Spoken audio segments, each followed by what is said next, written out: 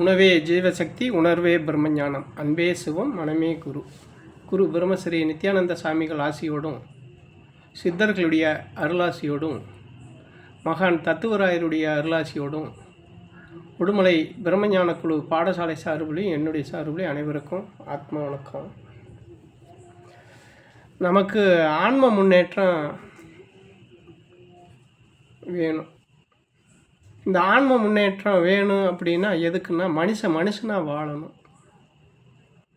மகானாக வாழாட்டியும் போகுது, மனிதனாக வாழணும், மாமனிதனாக மாறணும். இதுக்கு வழி எதுன்னு பார்த்தீங்கன்னா தியான வாழ்க்கை, தவ வாழ்க்கை. தியானம் தவம் ரெண்டும் ஒன்று தான்.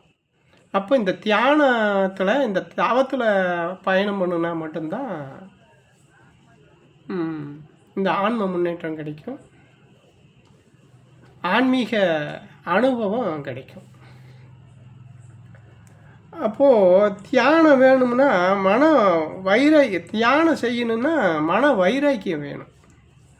அந்த வைராக்கியத்தில் தான் இந்த தவம் நமக்கு உதவி செய்யும்.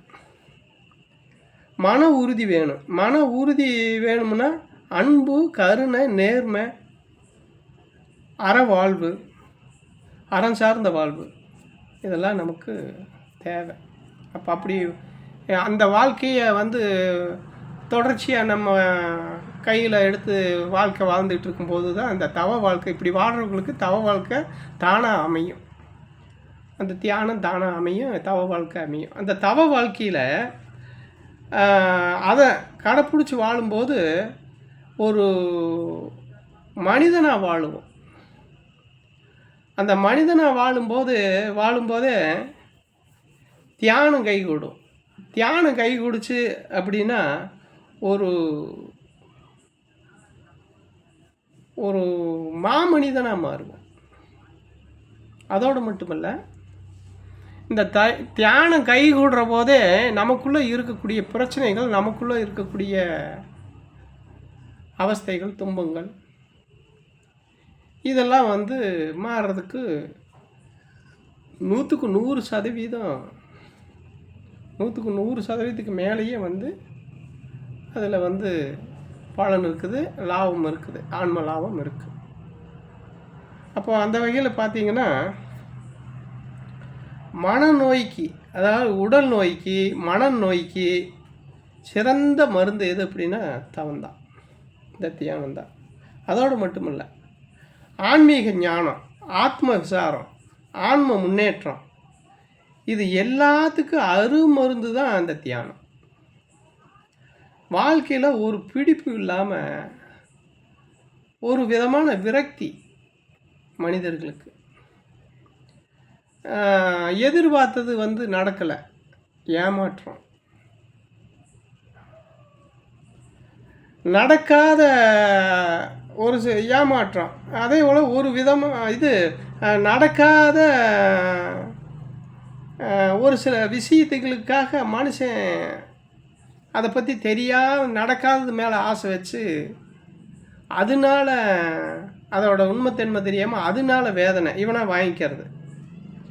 அப்போ காரணம் தெரியாத மன அழுத்தம், காரணமே தெரியாத ஒரு விதமான மன அழுத்தம் என்னென்னா எப்படியோ இருக்கும். அதாவது என்ன பொழப்புடா இது, அதுக்கு காரணமே தெரியாது.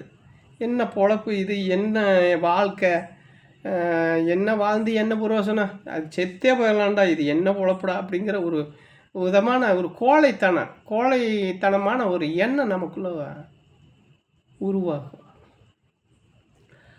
திசை தெரியாமல் தவிக்கக்கூடிய, இதுக்கு எந்த திசையில் போகிறதுன்னு தெரியாமல் தவிக்கிற நிலை உருவாகும்.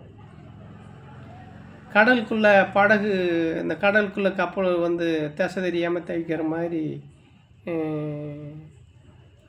நிலை. அப்போது அந்த திசையை காட்டுறதுக்கு திசை காட்டியாக இருக்கிறது எது அப்படின்னு கேட்டால் இந்த தியானம்தான், தவம்தான்.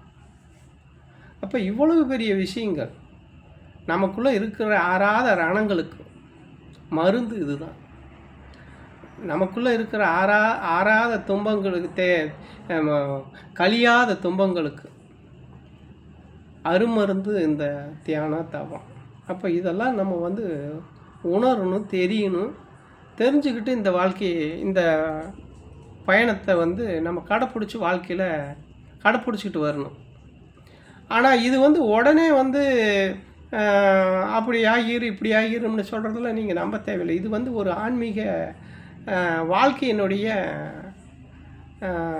பாதுகாப்புக்கு, நம்ம வாழ்கிற வாழ்க்கைக்கு ஒரு பாதுகாப்பு, நம்ம வாழ்கிற வாழ்க்கைக்கு ஒரு ஒழுக்கம், நம்ம வாழ்கிற வாழ்க்கைக்கு ஒரு நெறி, இது எல்லாமே இதுக்குள்ளே இந்த தவத்துக்குள்ளே அடங்கிடுது. அப்போ நமக்கு வரக்கூடிய துன்பங்களோ அவஸ்தைகளோ நம்மளை அண்டாது. அதே போல் நமக்கு வரக்கூடிய பிரச்சனைகளுக்கோ நமக்கு இருக்கக்கூடிய வேதனைகளுக்கோ ஒரு பக்கம் போய் பரிகாரம் பண்ண வேண்டிய அவசியம் வராது. அது மாதிரி வந்து பார்த்தீங்க அப்படின்னா நமக்குள்ளே வந்து இந்த தியானம் செய்ய செய்ய செய்ய செய்ய நமக்குள்ளே ஒரு உடல் மாற்றம் ஏற்படும், மனமாற்றம் ஏற்படும், வாழ்க்கையில் மாற்றம் ஏற்படும். இதெல்லாம் அனுபவபூர்வமாக அனுபவிக்க முடியும். உறுதியாக வந்து இதெல்லாம் வந்து அனுபவபூர்வமாக நம்மளால் அனுபவித்து ஒரு மனிதனாக வாழுவோம். மனிதனாக வாழ்கிறவன் மனிதனாக மாறுறதுக்கு உண்டான வாய்ப்பு இந்த தவ வாழ்க்கையில், தியான வாழ்க்கையில் நமக்கு இறைவன் வந்து மகான் மூலமாகவும், சித்தர்கள் மூலமாகவும், ரிஷிகள் மூலமாகவும், பெரிய பெரிய ஆன்மாக்கள் மூலமாக நமக்கு வந்து சக்தி வாய்ந்த ஆன்மாக்கள் மூலமாக இந்த சாதாரண ஆன்மாக்களுக்கு வழங்கி இருக்கிறாங்க. அப்போ அதை முறையாக நம்ம பயன்படுத்தி ஒரு மனிதனாகவும் ஒரு மாமனிதனாகவும் வாழ்கிறதுக்கு நம்ம வழி தேடணும். அனைவருக்கும் ஆத்ம வணக்கம்.